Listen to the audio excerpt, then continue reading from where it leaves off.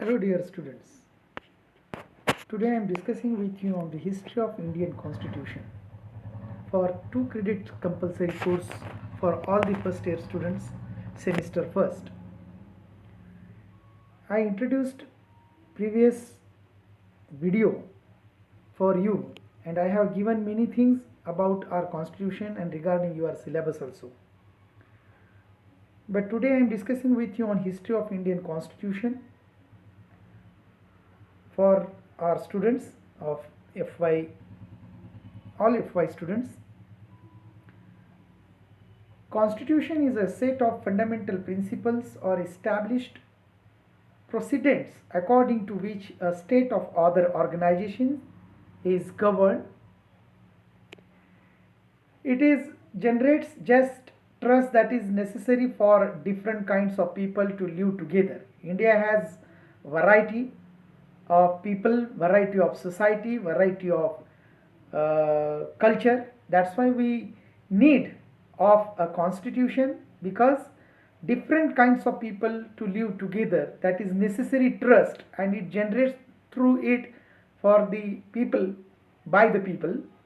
It's specific how the government will be constituted, which means who will have the power and what decisions will they be responsible for. It lays down limitations on the powers of the government and makes the citizens aware of their rights. It expresses the aspirations of people for building a good society. It defines the nature of political system of country. It provides a set of rules that allow the minimal coordination among the people of the society. It enables to government to fulfill the separation of a society and create conditions for just society. The Constitution of India has some distinct and unique features as compared to other constitution to the world. Dr. Ambedkar, the chairman of drafting committee, puts it, the farmers had tried to accumulate and accommodate the best feature for other constitutions, keeping in view the peculiar problems and needs of our country. So present day India is a federal state with 28 federated unities divided among 7 unions.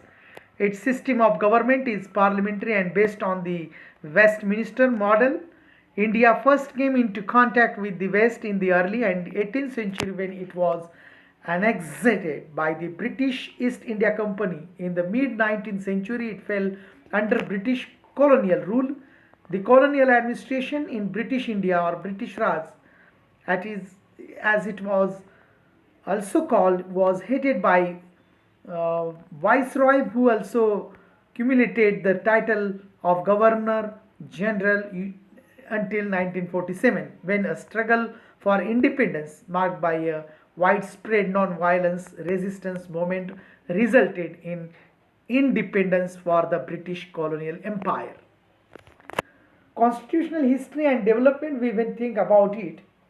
Prior to the Constituent Assembly that convinced in 1948 a draft the Indian Constitution adopted in 1950 and still in force to date, the fundamental law of India was mostly embodied in a series of statutes enacted by the British Parliament.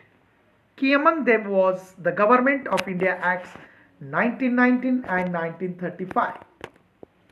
The Government of India Act of 1919 passed as a measure of gratitude for India's role in World War I. The primary purpose of this act was to expand native participation in the government. Key reforms of the act were the establishment of dual form of government with limited powers of the major provinces. The Imperial Legislative Council was transformed into a bicameral legislature for all India. Finally, the Act established the position of High Commissioner with the residence in London to represent India in the United Kingdom. After 99, the Nehru report was also like a constitution. The Nehru report refuted the British charge that Indians were not capable of drafting a constitution for self-rule. It was created by a committee appointed by an all-party conference. It was headed by Motilal Nehru and its secretary was Jawaharlal Nehru. There were two Muslim members in the committee. There was the first major attempt by Indians to draft a constitution for their own self-rule, aiming for a domination status under the British Commonwealth. Its major recommendations included India to be a secular state, no state religion, voting right for all above 21, equal rights for men and women, and creation of linguistic provinces, no separate electorates for any community. However, it did provide for reservation of minority seats. It provided reserved seats for Muslim at center and provinces where they were minority expectedly obsessed with Muslim must dominate philosophy. The Muslim League rejected it. The Government of India Act of 1935, when we think about it, this act was adopted in response to opposition and criticism from the National Congress of India to the 1919 Act for doing too detailed in terms of granting autonomy.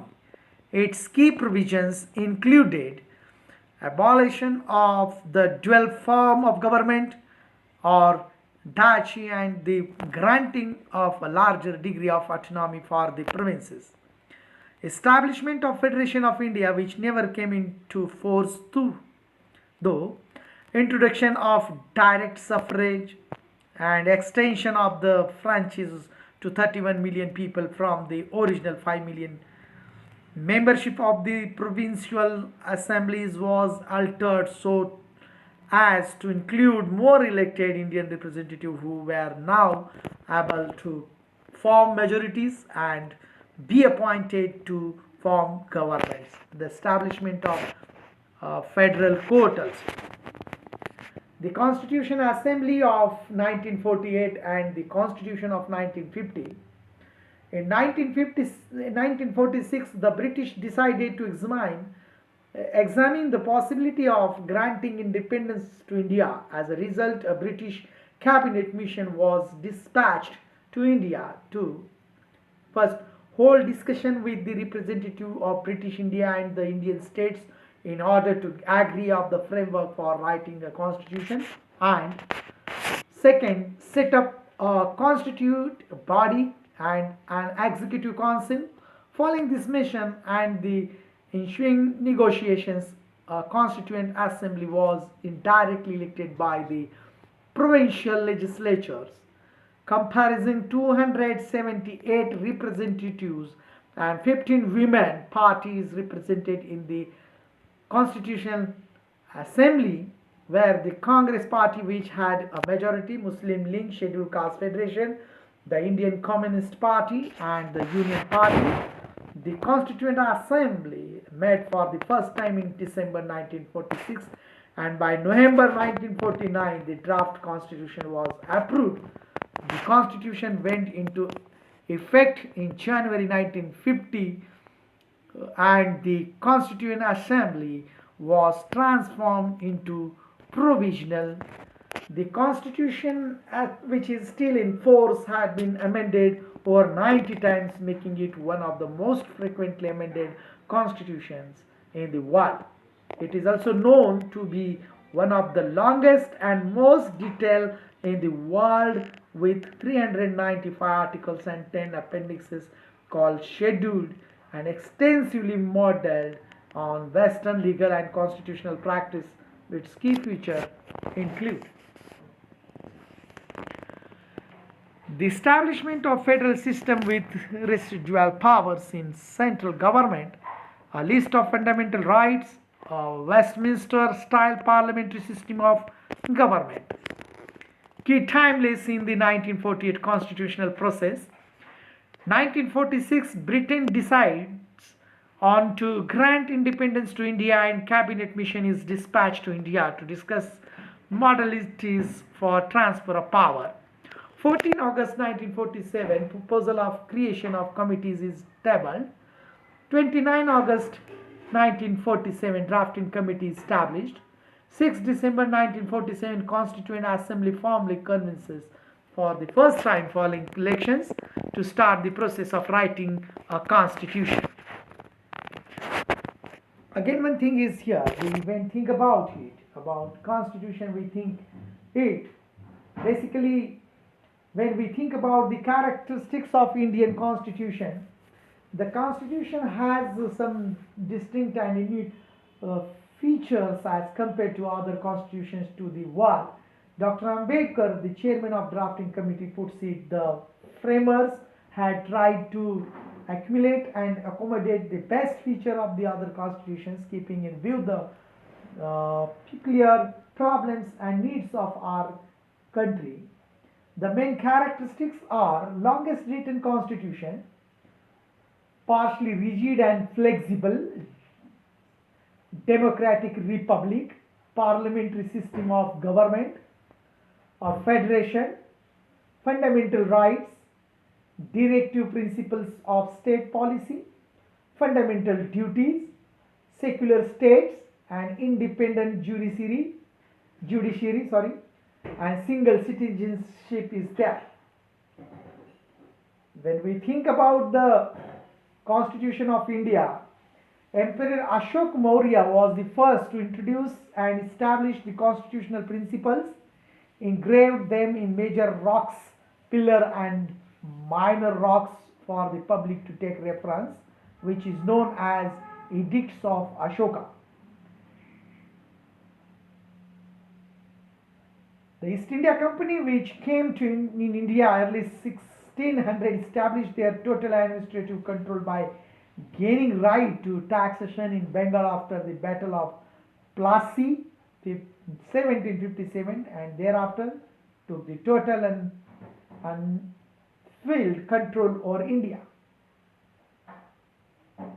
Major procedures: the Charter Act 1813, 1833, 1853, Chartered Act of 1813, the company's monopoly over India trade terminated trade with India upon to all British subjects. Charter Act 1833, Governor General of Bengal became as the Governor General of India. First Governor General of India was Lord William Bentinck. This was the final step towards centralization, the British India, beginning of central legislature of India, as the act also took away legislative powers of Bombay and Madras provinces. The act ended the activities of the East India Company as commercial body, and it became a pure administrative body. Charter Act of 1853, the legislative and executive functions of the government journals council were separated. 6 members in Central Legislative Council, 4 out of 6 members were appointed by the provincial governments of Madras, Bombay, Bengal and Agra. It introduced a system of open competition as a basis for the recruitment of civil servants of the company.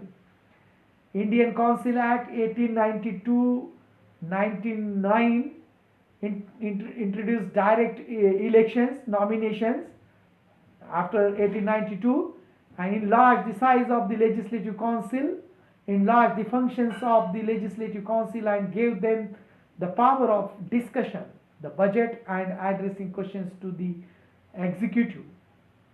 Indian Council Act of 99. This act is also known as the Mole-Mento reforms. Direct election to Legislative Council, first attempt to introducing representative and popular elements. The member of Central Legislative Council was increased to 60 from 16. introduced a system of communal representation for Muslims by accepting the concept of separate electorate. Indians, for the first time, Viceroy's Executive Council, Satyendra Prasad Sinha was the law member, and already we discussed about 1919 Government of India's Act as well as 1935 Act of British Government. So these things are very important for to get knowledge about our constitution. Thank you, my dear students. I just completed here history of Indian constitution. I know you will read more and more about constitution and its history or its origin. So thank you, and we will again produce a video regarding constitution, Dr. Ambedkar's role in the constitution, as well as preamble, and then basic principles of constitution we will introduce it through our video. Thank you.